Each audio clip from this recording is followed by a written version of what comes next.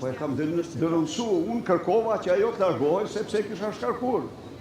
Ka një standard, prit. Ja thatë publikut dhe nuk ishte byet publikut me këtë informacion përpara se Po cili informacionet i nxjerr atëherë kur më vin, unë nuk maj konservoj informacionet. A informacion erdhi në gusht ati viti dhe në gusht ati viti unë e bëra publik.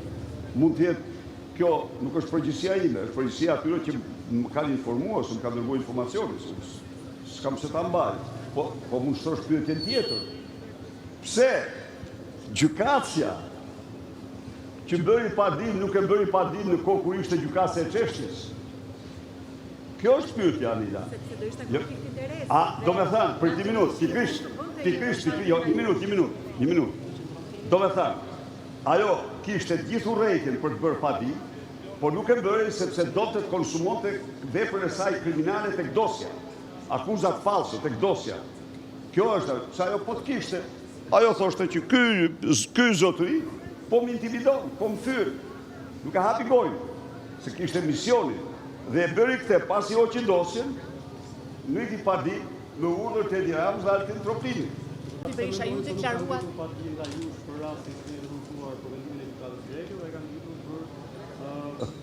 Po sepse vendimi gjykatës greke e çon burgat për mashtrimin që ka bërë. Zoti Berisha ju deklaruat pak më herët që prokuroria e posaçme dhe kreu i saj Artin Tumani ka informuar bosët e grupit kriminal Tropini për t'u larguar jashtë vendit. Për shkak të funksionit si ish kryeministër, si ish president, a keni marrë ju me burimet e tuaja të dhëna dhe kontakte me antimafian italiane dhe a kanë shprehur ata shqetësim për ndonjë dekonspirim të mundshëm të aksionit? Antimafia italiane nuk kam mbështetur në asnjë fjalë edhe nuk mund të mbështes kur largimin e Troplinit nga Shqipëria. Për antimafia italiane dhe për operacionin Ura, largimi i Troplinit është një nga aktet më të rënda që ka ndodhur. Antimafia italiane ka bërë gjithë detyrat, por atë largoi njeriu që mbante në dorë, që mbajti 20 ditë në xhep, urdhër arrestin e Irena Gjoks për Troplinin. Nuk është antimafia italiane që ekzekuton vendimet. Është prokuroria shqiptare ajo që ekzekuton vendimet, edhe gjykatat shqiptare. Kështu që nuk besoj kurrë se antimafia italiane do donte që të mos arrestoheshin boste e kartelit. Jo, nuk është një pyetje kjo. Boste e kartelit nuk donte të arrestoheshin Altin Tumani, Altin Tropinin me Edi Ramën, se këta po punonin ditë e natë për vota në Durrës. Dhe ne i kemi denoncuar këta. Dhe ne i kemi denoncuar këta gjatë fushatës, me 10 herë.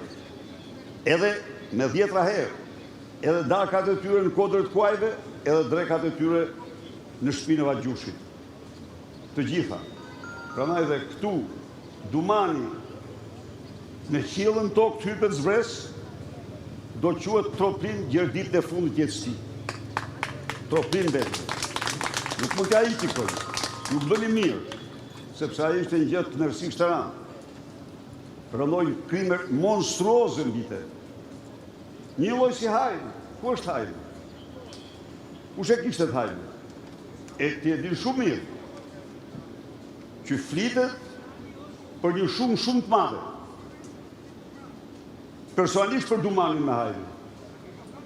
Dhe Hajri, që këta thonë është në kërkim, merr leje ndërtimi para një viti me fillin të Edi Ramës, Altin Hajri. Këta e një konglomerat. Dhe ata që u fshehin shqiptarë këtë të vërtet, ata janë ushtarë të thjesht, janë mjeran të narkoshtetit, asgjë tjetër. Se këta në konglomerat, urdo. I akuzuar se ka prej në copa kufomen. Ky e di se si ka, se çka ndodh aty jam thonë.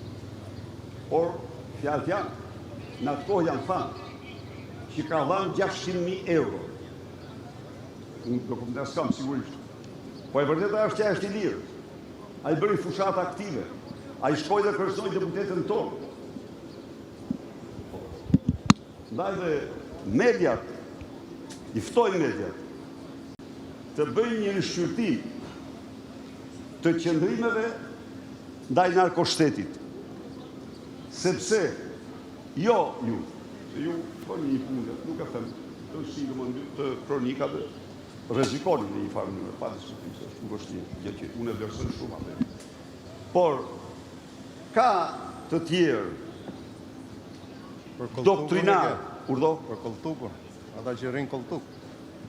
Ka banalist, mercenar, intelektual mercenar, të cilë të duan, paguhen ushqyer nga narkoshteti dhe duan të mohojnë ekzistencën e narkoshtetit, duke u tallë, duke poshtruar veten e tyre. Shqipëria është një narkoshtet i mirëfill, i cilësuar nga mediat më serioze të botës, nga analistë, nga dokumentar, i cilësuar nga institucione de facto çdo ditë më shumë del në pa fytyrë shëmtuar e narkoshtetit. Faleminderit, doktor.